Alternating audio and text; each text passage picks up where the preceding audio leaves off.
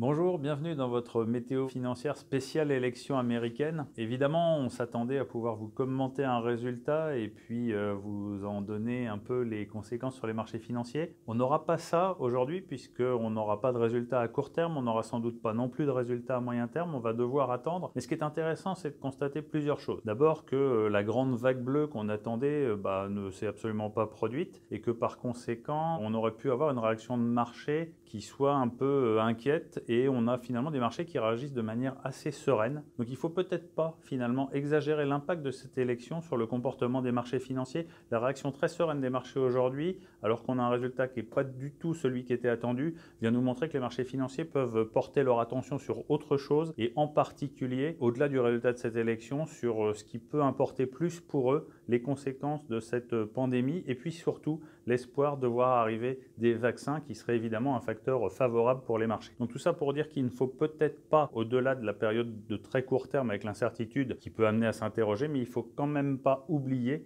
que les marchés restent porteurs et qu'on a eu une consolidation assez sensible la semaine dernière, environ 6 à 7% de baisse sur l'ensemble des marchés. Et donc sans doute, dans une optique de moyen terme, ça reste un bon moment pour aller s'intéresser à des supports qui permettent de s'exposer aux actions dans un environnement qui sera de toute façon favorable. On aura un plan de relance et on aura peut-être des vaccins qui pourront arriver un peu plus vite que ce que la plupart des investisseurs attendent.